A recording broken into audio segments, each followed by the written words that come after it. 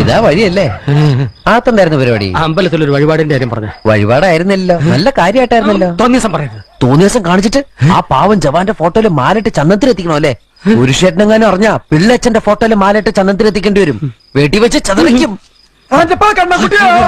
നാട്ടുകാരെ വിളിച്ചു കൂട്ടിട്ട് മോൻ എന്ത് കിട്ടും? എനിക്കൊന്നും കിട്ടില്ല, പിള്ളേച്ചന് കിട്ടും. നല്ല അസല് പൊതുക്ക്, വലിയ നിലവിലുള്ള ആളല്ലേ, എല്ലാരും ഒന്ന് അറിയട്ടെ എന്ന്. നീ എന്റെ മാനം കളയരുത്. നിനക്ക് എന്ത് വേണേലും ഞാൻ തരാം. എന്ത് തരും? എന്ത് വേണം? അച്ഛന്റെ കയ്യിൽ നിന്ന് കള്ളക്കണക്ക് എഴുതി വാങ്ങിച്ച കുരുടിമുക്കിൽ 25 സെന്റ് സ്ഥലം. അയ്യോ മാധവ, അത് അയ്യാ മാധവ, അത് എഴുതി തരൊന്നും വേണ്ട. അവിടെ ഇത്തവണ എനിക്ക് വിത്തറക്കണം. അതെന്റെ ഒരു മോഹം. ഞാൻ പടാവല് വിട്ടിരിക്കുക. ആയിക്കോട്ടെ, അത് വിറ്റ് കഴിഞ്ഞാൽ എനിക്ക് വിത്തറക്കാലോ. ഇറക്കാം. പുറപ്പാടാം. പോകാൻ വരട്ടെ. ഇതൊക്കെ മറക്കാതിരിക്കാൻ ഞാനൊന്നും കൂടെ തന്നാലോ? വേണ്ട, ആരും കാണൂല. വേണ്ടെന്നേ. എന്നാ ചാടിക്കോ മോനെ. ഇന്ന് നീ അവിടെ കക്കാൻ കയറരുത്. ഇന്ന് അവിടുന്ന് എന്തെങ്കിലും പോയാൽ നാളെ അത് എന്റെ തലയിലാവും. ഓ, എന്നാ മറ്റന്നാളാവാം. അതിന്റെ പിറ്റേന്ന് എന്റെ തലയിലാവും. സ്ഥിരാണല്ലേ? ചാടിക്ക.